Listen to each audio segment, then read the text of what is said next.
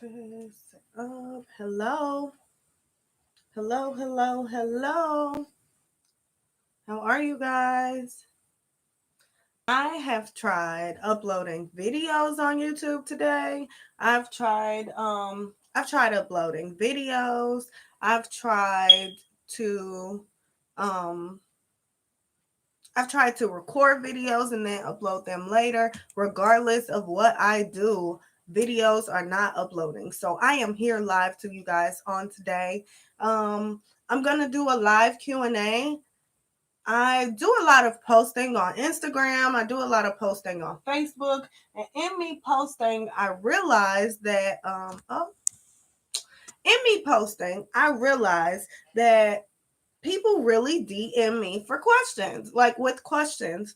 And you guys see me on YouTube. So with that, I genuinely appreciate being sought out for advice. So I have my phone, my coaching phone here handy, and I'm going to go to my inbox so we can answer some questions. And in the event that you have questions you'd like answers to, please feel free to DM me on Instagram. You can DM me on Facebook, or you can even comment below here. And with that, we're gonna get started as soon as I get this thing unlocked. Okay. And we are in there. Alrighty. So I didn't really ask for consent, but I guess since they inboxed me, whatever. I'm not going to say who it was. I'm going to leave all the questions anonymous. But okay, first question: how to stay consistent in entrepreneurship? This is a good one. How to stay consistent. Consistency is tough. Being consistent in entrepreneurship is not easy. Um, However, my advice to you guys as far as being consistent in your journey would be make a checklist. You know how they say around Christmas time, make a list and check it twice. So that's my answer. Make yourself a checklist, whether it's for you, whether it's for your staff. I'd say go ahead and make that checklist and use that every single day until everything becomes habitual in that checklist. So I know it may seem like I shouldn't have to do this, but if you struggle with consistency, there's your answer. And to prove that you're not alone and that it works, booyah, daily business checklist right here. It's 1 page, 2 pages, 3 pages, 4 pages. This is my business checklist, but also I have a calendar in my bedroom that is for a personal checklist as far as my health and fitness. So in that, have yourself a checklist. It's absolutely nothing wrong with that. And think about it like this: a lot of businesses actually require for their employees to use a checklist and turn that checklist in at the end of the day just to confirm that they are actually doing what they're supposed to be doing. So there's nothing wrong with utilizing a checklist. And especially when it comes to you having a staff that you have to monitor every so often, a checklist would be great because that's a resource that has their information on it. It has their name and all of that. And sorry, y'all. It has their name and all of that in the checklist. So in that, you can definitely utilize a checklist and reference to it in the event that you have performance issues. So checklist.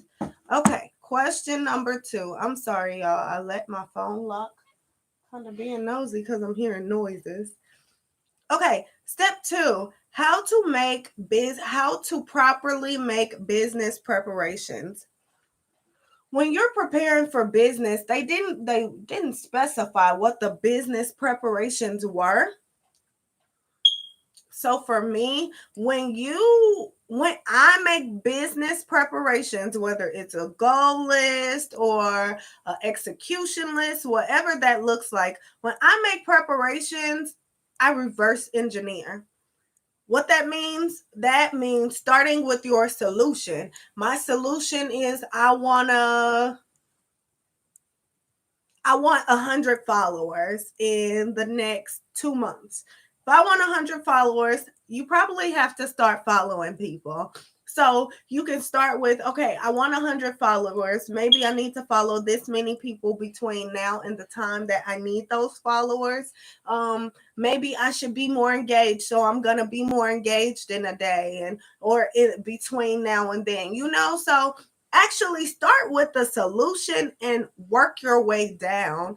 For me, a good example of this, your business goals or your personal goals. Let's do personal. Your personal goals. I know in 5 years, I want to be an author. I want to be a traveling coach. I have a lot of personal I want to be in real estate. So in all of those preferences, I'm like, okay, what can I do in my first year, my first 2 years, my first 3 to 5 years? What can I do then to make this goal insanely achievable? That's something that I like to say. Let's stop making goals realistic. Let's make those things insanely achievable. So what can I do this year, next year, and the year after to make that business goal insanely achievable? So I'd say start with the solution to the problem and work your way down. And from there, you'll know what to do as soon as possible. Or that's what I do at least. So the third question, when starting a business, when do you start marketing? Truthfully, there's multiple ways to do this. There's no right or wrong way, but my preference is to actually start marketing before you launch your business. Put the awareness out there. People are nosy nowadays. They want to see what you're up to anyway. So because of that, go ahead and start, whether it's a week before, 2 weeks before. Now, don't forget, people have a short attention span. So you don't want to, I'd say don't go more than 2 weeks, but go ahead and definitely start marketing 2 weeks or sooner before you launch your business. I'd say 2 weeks to a week. You want to give them some type of notice. There are people who are paid weekly, but there are people like me who are paid and we actually foresee our finances. So in that, you want to give them enough time to be able to work some things out to support you in your journey. So in that, definitely start marketing before you launch your business. Okay. The next question. Oh, yeah. Okay. I'm sorry. I'm deleting these as I go because I want to make sure if I don't answer this question, I could check back in next time. So, when do you hire a staff in your business? Truthfully speaking, that's a personal preference. It depends on how much you're paying. And there's a lot of pillars to that question. It depends on how much you're making, what your revenue looks like. It also depends on what your income goals look like. If your income goals aren't met by the revenue, you should not consider hiring a staff. If your income goals are met by the revenue you're receiving and you have enough to reinvest in your business and extra, then sure, hire staff to be more productive in the workload so that in that you can make a little more money. So I'd say hire a staff when you know for sure you can afford it, when you can foresee their salary for 3 to 6 months, because you are putting someone else's life in your hands to a certain extent. So in that, definitely make sure you're at a place financially where you can afford it. That's the first pillar. Second pillar, you have to assess your leadership ability. And that's speaking from experience. On one of my mentoring sites, I said specifically, I was put in leadership roles before I was taught how to be a leader. What got me in those leadership roles were the fact that I actually was able to my work ethic was on point. Nobody could outwork me. Nobody had more integrity than me. Nobody had more authenticity in their will and want to work hard and work great.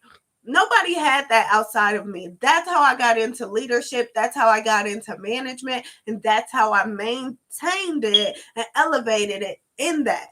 So you have to reevaluate what your leadership qualities look like and prepare for that before you hire a staff, because you don't want to take, you want to be intentional about the style of leader that you are. You don't want to be a leader that's chaotic. You don't want to be a leader that's unorganized. You want to be a leader that leads by example. So I'd say definitely hire a staff once you are at a place where you know for sure I can lead this person, I can pay this person, and I can grow and evolve this person.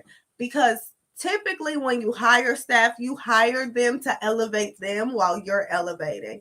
You don't want to hire a staff to keep them as status quo, because nobody wants to be where they were or who they were last year. So I'd say keep that in mind when it comes to hiring a staff. Next question. Oh, this is a good one. How do you stay encouraged during your transition? How do you stay encouraged? Whew. Staying encouraged consists of a lot of things. It consists of discipline. And that's the hard one. Being disciplined in who you're around, being disciplined in what you listen to, being disciplined in what you do in a day. You're most encouraged when you're productive, but the flip side of being overly productive, you can get stagnant because you can feel like, okay, I did enough, I'm good, and then you look up and it's 3 days later. So because of that, you want to be disciplined in your journey so that you can remain consistent. You want to pour into yourself. I was reading a book yesterday and it talked about 4 pillars of life, or it's 4 pillars of life. Let me make sure I remember this right. It was an acronym. I made up an acronym in my head because I'm like, I want to make sure I don't forget this. Okay. I think I'm missing one. Oh, I'm not missing one. Yay.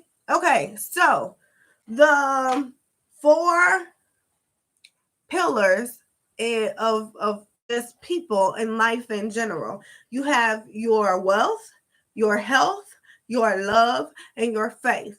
Staying encouraged consists of staying disciplined in those. Of course, wealth, we can equate that to finances, but to me, I equate wealth to my ability to be fruitful. How fruitful can I be in what I have? How can I manage what I have so that I can grow what I have? To me, that's wealth. So, in that, what does your wealth look like?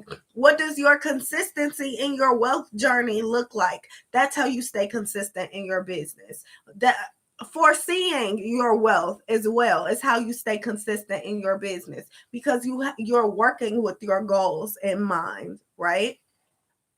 Health, that's physical health, mental health, emotional health, financial, like all of that is in one. So how's your health journey? Are you consistent in that? Do you have a plan in that? Do you foresee that? What does your discipline look like in that? So inconsistency, it's a lot that goes into it, okay? But you have to reevaluate that. You have to consider what it looks like. You have to recalibrate along the way to make sure, you know what, I have an area of opportunity right here, and I'm going to focus on that right now, okay? So evaluate your wealth, your health, and recalibrate as you go, foresee as you go to make sure that you're diligent in it. your love. What does your love look like? And not only what does it look like, what does your love life look like when you receive love, but what does it look like when you give love? Are you even loving? And love is a part of us. Knowing your love language is a part of you. So in that, you have to evaluate that, recalibrate that, and foresee that. Last but not least, your faith. For me, this is most important. I wouldn't know how to evaluate my wealth if I wasn't a faithful person. I wouldn't know how to evaluate my health and my love if I wasn't a faithful person. So you have to identify what the government over your life is, have faith in that, practice faith in that, and make room for your faith in that as often as you can.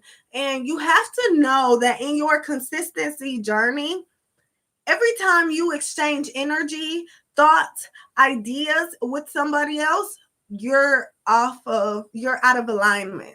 You're out of alignment. So, in wanting to be in alignment in your consistency, you want to make sure that every time you exchange energies, you recalibrate. Every time you exchange thoughts, recalibrate. Every time you get to a place where you realize, like, I need to regroup from you, you may have to recalibrate that relationship altogether. So, being consistent in your journey consists of being intentional, it consists of having foresight, and it consists of knowing the pillars of being a person, which are wealth, health, love, and faith.